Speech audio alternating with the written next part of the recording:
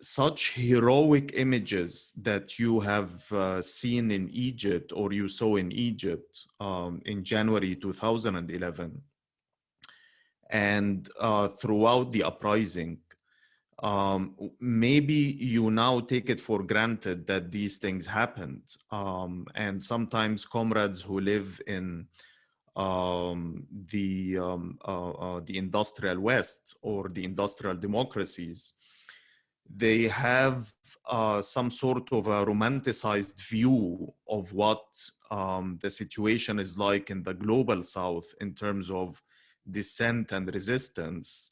And they feel that, it's always much more likely, that a revolution will happen in the Middle East or, somewhere else, because that's where the system is much weaker, where the ruling classes are much more repressive. And the people there are living under military dictatorship, so they must be instigated somehow into rebellion most of the time. But as someone who joined the Egyptian opposition in the late 1990s as a student, I can assure you that the level of social and industrial struggles were almost non-existent. People were very afraid to talk about Hosni Mubarak. Student protests were mainly confined within the boundaries, within the walls of the universities. And the moment you stepped outside your university, you were risking of basically getting shot. No one could whisper Mubarak's name. You wouldn't speak about politics, over the phone. There was no free press whatsoever. People were disappearing. The prison population was swelling.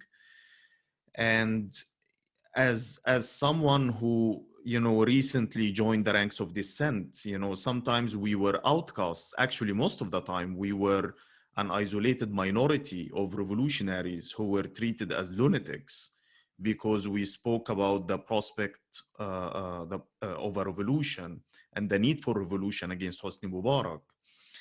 And the kind of things we used to hear wasn't just from Western experts or Western journalists, as Judith was explaining earlier, but we were hearing such dismissive talk from fellow Egyptians themselves. They have internalized such colonialist, view onto themselves. So as a student activist, I used to hear that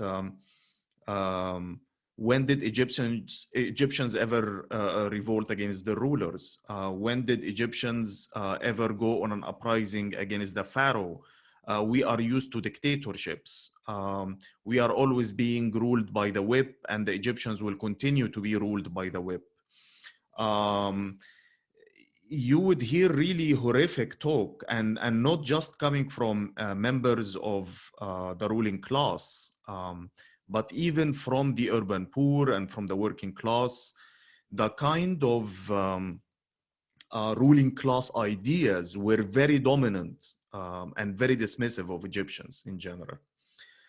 But it was only with the outbreak of the Second Palestinian Intifada in the year 2000 that this started to push a little bit the boundaries of dissent in Egypt. The Intifada created a solidarity movement that was essentially solidarity over a regional issue. However, the focus towards domestic dissent used to happen right away, meaning we used to hold protests in support of the Palestinians, and we would chant, anti-imperialist slogans, anti-Israeli slogans, and slogans in support of the Palestinians. But few minutes later, as soon as the police troops show up and they besiege your university or besiege the protest location, the attention right away shifts to the police. Why is Hosni Mubarak sending us the troops instead of helping the Palestinians? Oh, it's the same regime that has also opened an embassy for the Israelis and would not take any action against them in support of the Palestinians.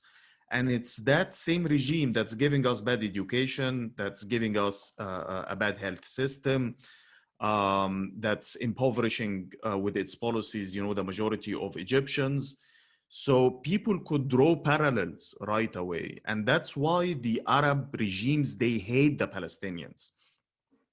The whole idea about that the Arab regimes use the Palestine card as the opium of the Arab people is a very outdated and old idea. Palestine has always been a revolutionizing factor in Arab politics. For example, the movement in the 1970s in Egypt, by the way, we also had our own 1968. And we had mass social movement that erupted in Egypt following 1968. And the spearhead of that movement was the Society of the Supporters of the Palestinian Revolution, who were the Palestine Solidarity Campaign, more or less, in Egypt at the time. So Palestine is always a factor that more or less instigates Egyptians into action. With the outbreak of the Second Palestinian Intifada, what was also different was the existence of the satellite TV stations like Al Jazeera and others. And they helped to air live visuals of dissent, visuals of resistance. And once ordinary Egyptians in their homes by the millions, they saw on the TV screens Palestinian children taking on Israeli tanks, this emboldened them to take on Mubarak's police, more or less. You cannot separate such political maturity and political development in the country away from the regional issues. So the protests in the year 2000 were the biggest since Mubarak had ever reached power. Then in 2003, with the invasion of Iraq, Tahrir Square was taken over in running clashes that lasted for 2 days, and protesters burnt Mubarak's posters in what to become later a dress rehearsal for the 2011 revolution. Then you had the rise of the pro-democracy movement that was dubbed as Kefaya, which is Arabic for enough. And this basically completely demolished Mubarak's taboo. Kefaya came from the ranks of the anti-war and the pro-Palestine movement, and such link should always be highlighted because all causes are related at the end of the day. And Kefaya, although the level of or the extent of mobilization did not exceed few thousands at best, but because of the clever use of the media and the new alternative media tools, the visuals of the Kefaya protests were aired to millions of Egyptians and actually outside Egypt. So the domino effect started working. By December 2006, women workers in Mahalla, which is in the Nile Delta town in Egypt, the textile workers went on strike. And basically, they encouraged their male colleagues to join the strike action. And as soon as the strike won, it launched a strong strike wave that is more or less credited with the revolution later. This strike wave was not just about bread and butter issues. It also raised demands related to the freedom of assembly, the freedom to unionize, the democratization of the workplace. It was more or less a school for the Egyptian people to train for the uprising later. Now, when the uprising happened, I don't think that we, even though we had always longed for the revolution and we always wanted and looked forward to seeing the revolution, we were not organized enough for the revolution. And that's one of the main crises that led to the defeat later. Spontaneity is not enough to finish the business of getting rid of a regime. The masses, or the most advanced sections of the masses, more or less, if they are not organized in a political entity that can logistically coordinate their actions on the ground and to articulate their demands and come up with a program and lead and provide leadership for the uprising. And it doesn't have to be like one political entity, but if the revolutionary forces in general are not organized enough for the uprising will be hijacked by the reformists and by the counter-revolution. So following the Friday of Anger, this is the 28th of January 2011, when more or less the police was smashed and the state was hanging in the air. Most of the political forces in Egypt were trying to seduce the army into joining them, into taking their sides in exchange for compromises, instead of pushing the uprising forward. Although we played a central role in the uprising, but we were not big enough to provide leadership, and obviously this meant that eventually the revolution headed in a direction that could have been avoided and could have been settled much quicker if the revolutionary forces were organized. Today, the situation might look bleak, and I will conclude, and then, of course, I mean, we will talk later in the Q&A, but I just want to conclude with the following, that when a counter-revolution is victorious, it doesn't take the society back to square one. It takes society back to square zero or below zero. Things regress to way than what they were on the eve of the uprising.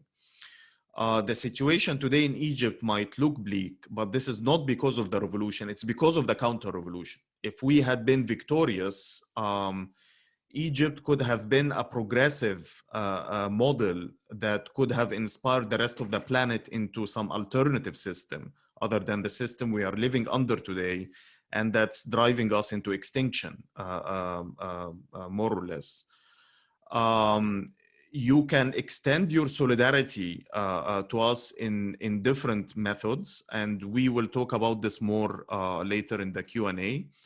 But rest assured that the Egyptian revolution is not just an event that we will celebrate and maybe cry over, you know, I mean, once a year. It was an immense experience that provides lessons for revolutionaries, not just in the Middle East, but I think for the rest of the world. And that's what we should try to focus on instead. Thank you. I think it was already, I mean, regarding the question about how, when I felt, what it felt like, you know, to suddenly realize that you're in the midst of a revolution, and how did the organization change its tactics. I think it was very clear on the eve of the Friday of Anger, January 28th. That, you know, with the telecommunication shutdown, that, you know, we were heading for something big. Sometimes you can understand more about the situation when you look at the reaction of your enemy, and it will give you, like, you know, quite an accurate assessment. So anyone who had doubts with the telecommunication shutdown, you know, and suddenly no mobiles, no internet, they were like, okay, they are really scared, you know, I mean, we actually do have a chance, so let's go for it. It's an indescribable, you know, I mean, feeling. You have to go through a revolution to maybe understand this, and I am sure I'm not one of those who tell you, oh, maybe it's my grandchildren who's gonna, like, you know, I mean, reap the fruits, you know. No, I'm gonna live one life, And, I want to see socialism in my lifetime, why would I wait, um, so the other thing about whether this is 1905 or later, I think the analogy, there is some reason and some logic to it. In terms of 1905 was a dress rehearsal, and the Russians didn't really have a workers' revolution before that, so they didn't see Soviets, they didn't deal with such a, post-war situation. And it did give them lessons, despite the massive defeat that came also with massacres. And I do believe, and this is not wishful thinking, that we will witness another revolution in the future. Because the Egyptian revolution in 2011 did not break out because Hossam El-Hamalawy was inciting for it, or X or Y or Z were basically, active online and calling for it. The revolution broke out because of deep structural problems within the system. Mainly, it's the issue of political repression and police brutality, and the issue of social injustice. Now, the counter-revolutionary regime cannot provide answers for these two questions. Actually, the problems and the questions have become even much more complicated and disastrous. So the objective conditions for another revolt are there. When is it going to happen? That's another question. And this is where, the art and science of revolution comes. As a revolutionary, you should always try your best to understand the moment, to understand whether you are on the retreat or, you're on the attack. This is like a war. It is a class war between you and the regime. We have suffered a huge setback because of the defeat. No, you cannot talk about socialism in public now in Egypt. That's regarding to another question that was asked. You cannot operate in public. No independent trade unions now exist. Most of the political parties are under siege, and there is very few that you can do publicly. We still have strikes, by the way, happening. There are wildcat strikes that are happening here and there, and some spontaneous protests, largely over gentrification and housing issues. These are spontaneous outbursts that are independent from most of the political organizations. Is there hope? Yes, there is hope. I totally believe there is hope. And it's not wishful thinking. Once again, because the problems still exist.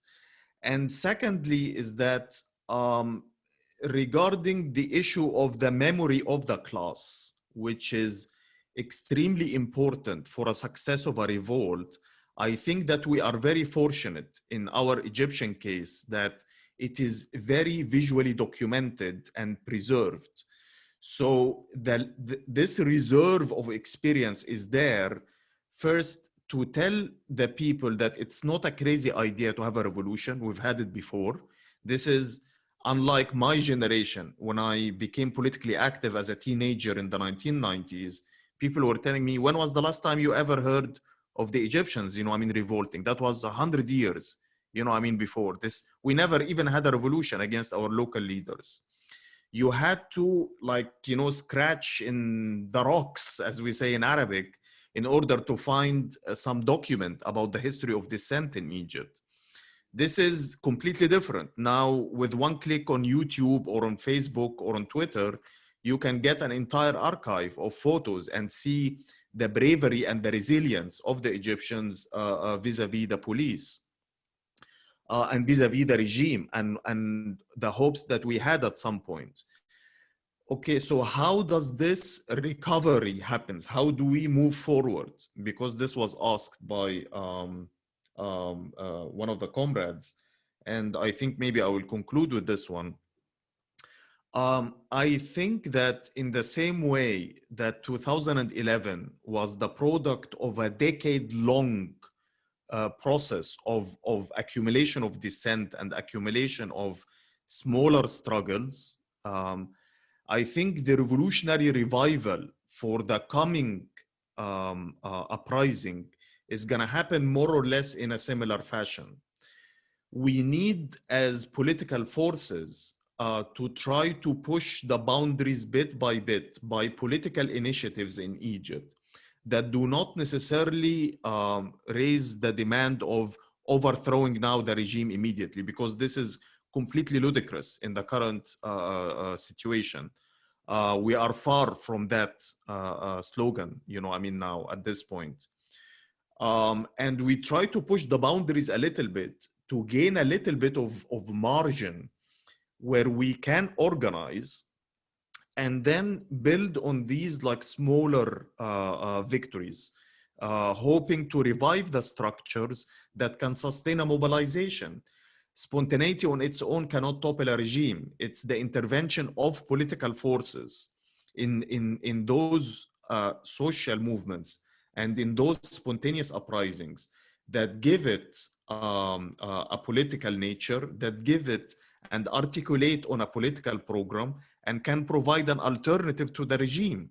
That's why Abdel Fattah al-Sisi goes after the organizational cadres of all Egyptian dissident forces after any outburst of spontaneous protests, even though those protests are not linked to any political party. Because this is not stupidity. He is smart. He understands that such outbursts cannot topple him.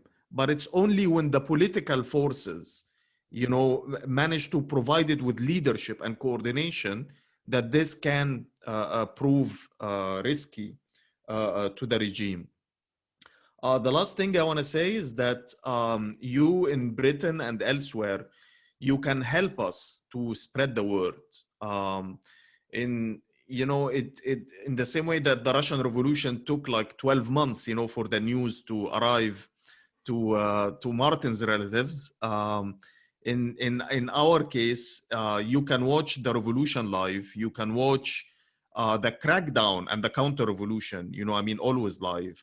And the spread of information is essentially an act of agitation.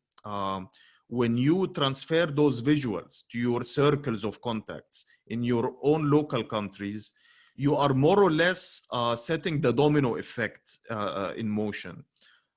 So this is something that you should not underestimate at any point. And thanks again for giving me the platform to speak tonight.